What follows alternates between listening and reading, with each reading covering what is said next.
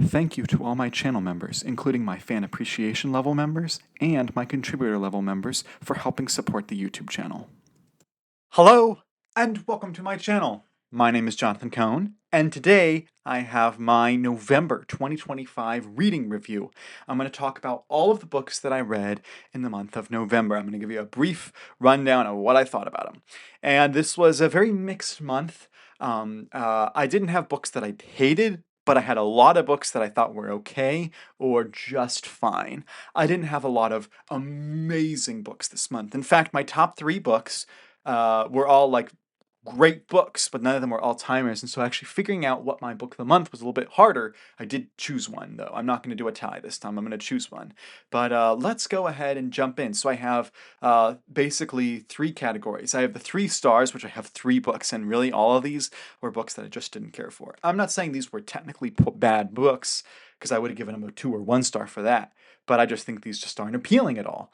And then I have 1, 2, 3, 4, 5. I have 6 books that would be in the 4-star range. They're really entertaining. They're really entertaining. And then I have 3 5-star books that were like right on the edge of 4 to 5. Like if I did half stars, it would be 4.5. That's how I felt about them. So let's go ahead and start with, we'll rank them from the worst to the best. I did the Sean Chandler do do do do do do do do do. That's what he always does in his videos. Anyway, there's a deep reference there. Let's start out with my number 12, what I thought was the weakest book of the month, and that was Star Wars Riptide by Paul S. Kemp. This was such a pointless book in my opinion. I didn't like where the story went. I thought that it could have used a lot more. I thought that it was just boring. It was just boring. I was like, why do you have to do another book if you're just not going to do that much with it? This could have been a novella. This could have been like tacked on to the end of Crosscurrent even. There's just not that much here. And even though it's like a 280 page, it's a 280 page book, then so very little actually happens. All of the charm of the first book, the Crosscurrent, is gone here. And that was very frustrating. So that's my number 12 book of the month. My number 11 book this month was the new release, Star Wars Master of Evil by Adam Christopher. I wanted to like this book because everybody likes Adam Christopher, but it just didn't work for me. I thought the mysticism stuff didn't really work for me. I thought the focus on other characters, like the stormtroopers and stuff, didn't work for me. What did work for me was one of the primary characters in the book, who is this ISB agent. But even then, his character was great, but his plotline was just so weak for me that the book just completely fell flat. And like there's foreshadowing and there's stuff paid off and stuff. It just, as an entertaining book, it just wasn't entertaining at all. And I'm sure other people did love the book, but I did not care for Master of Evil. And so that was my number 11 book this month. And the last of the books like this, where I just feel just didn't work for me, is Ringer by Joelle Presby. It had some moments that I liked. It had some scenes that I thought she did good job with. But when you look at it as a whole, it's just a very disappointing book. It's not as exciting. It doesn't, to me, live up enough to the promise, to the idea. I think that it has way too many things it's trying to do at once, and it doesn't do any of them amazingly. It only does some of them okay and some of them not good. So as a book, I just thought this was just okay. This could have been a lot better, and I'm sorry, Joelle, but gotta be honest. So that's my number 10 book of the month. But now we're moving into, these were entertaining books. These were entertaining books. And I had a good time with The Mortal Knight, which is my number 9 book of the month. Michael Cronk, it's a fun Dresden Files-esque story. This one's a little bit longer. It's a bit beefier. There's a little bit more to this story. I really connect with his characters, even though I so disagree with them. But his worldview is so strong and is so prevalent and is such a central part of the story that it makes it really difficult to enjoy the book, because it just feels like I'm being hit over the head with the worldview here. And so I did not particularly love that part of the book, but the plot is great here. I love the plot. And the characters are really relatable. So he's got that going for him. So I did enjoy The Mortal Knight. I don't know if I'll continue with the 3rd book, A King in Waiting. We'll see what I think about it. But this one I enjoyed. I give it like a 7 out of 10 is how I feel. So that was my book number 9 of the month. My number 8 of the month is a classic. We go from new releases in science fiction and fantasy to one of the oldest science fiction books, The War of the Worlds by H.G. Wells. This is a book that I respect the heck out of it. I understand why it has such a place for the science fiction genre. I understand the influence it's had. Man, reading this book, I was like, this is basically Independence Day in a lot of ways. I think that this has, a lot of great ideas for science fiction. It was so original, but as a story and as like a reading experience, it is just such a bland book comparatively. But I recognize its importance, which is why I gave it like a 7 out of 10. Like I think it's interesting and worth the read once, but it's not like it's a oh, you have to read this classic because it's so engaging. It's more, I understand where they pulled that idea from, particularly like the alien invaders storyline stuff.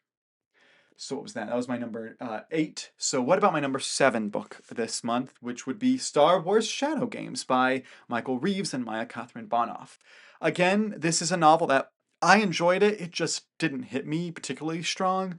It's a very different book in the Star Wars universe in that you're following a bodyguard of a pop star, which when you hear that premise, you're like, that has nothing to do with Star Wars. But when you read the book and you see what happens on Tatooine and all the planets we're going to and the aliens we're encountering, and you're seeing the kind of Empire versus Rebellion stuff that you deal with in the book, it actually does work quite well. So Shadow Games was a fun 7.5 out of 10 read. It was a fun book. I also read this book I had low expectations for, and it actually very much exceeded those, and that was Kwame Mbalia's The Last Order for Star Wars. This is the last YA book that Disney Lucasfilm Press is publishing. This was a new release this past month. It technically came out at the end of October, but I didn't get to it until November. But this is actually a really entertaining book for Star Wars. It's not what it's promised. Between this and Master of Evil, man, they're not delivering on their promises over at Lucasfilm Publishing. But when you look at what this book is, it's actually a lot of fun to read. And it's not particularly the most memorable book, but as a reading experience, I enjoyed this so much. And I was very impressed that I was able to keep the characters straight, because I think that Kwame Mbalia did a good job with that. So that's my number, what am I at? Am I at number 9, 8, 7? That was my number 6 for the month, I think. Let's see. 12, 11, 10, 9, 8, 7, 6. That was my number 6 of the month. So let's go to my number 5 book this month, and that's going to be Morgan Shanks' Die Young. This is a self-published book. It came out last year. I've read Morgan Shanks' other trilogy. I thought it was great. This book's really entertaining. I really liked the ending of this book, and I really like the way he's expanding the world building and the magic. I'm a big fan of the Rune Lords, and you can see some of that kind of idea here. I really like 2 of the female characters in this, Atula and Elthrin. My problem is that in the middle it drags a little bit, and that's what keeps it from being at the top of the list. So yeah, this was like an 8 out of 10. I really enjoyed this. I just had a few minor quibbles. So my number 4 book this month, which is the last of those like 4 stars, is The Last Light of Edgewood. And this one was so entertaining. Where so many authors are writing too much, Luke Boswell writes too little. He does a great job of being very economical in his words. I actually got to interview him this month, so go check out that interview and that book review. But Last Light of Edgewood was a delightful book. It brings the fun into fantasy, the lightheartedness, while also having deep stuff it's dealing with. It is a lighter book, and I like that. And I really connected to Orin and Evzin, the 2 main characters, and I really liked the old man in the lighthouse, Stringfellow. I also really liked the people at the church, and I loved the neighbors, and I just thought this was a delightful read. It's like the first half of this book is cozy fantasy. The second half of this book is like coming of age adventure fantasy. And I'm really looking forward to what Luke Boswell does next. So that is my number 4 book this month. Now we're getting to the books that I'd give like 4.5 to 5. Like they're on that edge. That these were all excellent reads. And man, any of these could have been the book of the month. I thought which one impacted me the most on finishing it. And so I gave it to that book. But really all of these on Goodreads, I said 9 out of 10. So, but I did pick one of them to be the book of the month. So my number 3 book this month is Ken Follett's The Man from St. Petersburg. This is a historical thriller. It's set in 1914. It is about this family, a British aristocrat who has married a Russian wife, and she has family in Russia, particularly in the Russian royalty. And there's this Russian prince who is coming over to Britain to negotiate on Russia's behalf for Russia joining World War I with Britain against Germany. And so that's the backdrop of the book. But there's this assassin who is trying to, like, a supporter of the communists, a supporter of a lot of anarchists, and he is trying to assassinate that Russian prince that's coming over to visit the British family.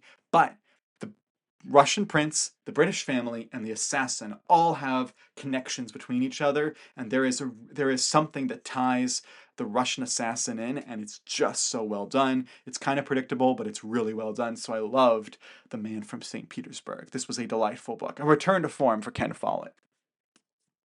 My number 2 book this month is The Coward by Stephen Aryan. This is the first book in a duology, the Heroes duology. This is a kind of an epic sword and sorcery book that has a tinge of like political fantasy to it, and I really loved all of it. This is a time where I was like, man, I could use so much more. Give me more Stephen Aryan, and I loved this book, and I really liked his sword and sorcery stuff. I loved the twists in the book. I loved the themes. I loved the characters. I loved the world building. Just this book worked on so many levels, and it could have been my number 1 book of the month. My only problem was that there was one of the B plots in here that really felt like it should have been an A plot, or at least on the same level as the A plot, but it very much felt like it could have used more. But I enjoyed The Coward quite a bit. And then my book of the month this month is actually going to be Star Wars Gambit Siege. The reason I'm picking this book is because when I finished this book, I felt emotional. I felt like really sad that I was done with the Karen Miller books. I was sad that this story is ending. I was sad I'm not revisiting them. And I just felt this feeling of completion for this universe. And I loved the way that she wrote this book. I loved the way it ties stuff up for all of Karen Miller's books. I loved the way that this book made me feel emotional afterwards. The stuff with Taria Damson and Obi-Wan at the end, got me. And the stuff with Bail Organa and Yoda and the Emperor or Chancellor was really good. So I just really liked Clone Wars Gambit Siege, and just the way that Karen Miller writes is just the way I like Star Wars written.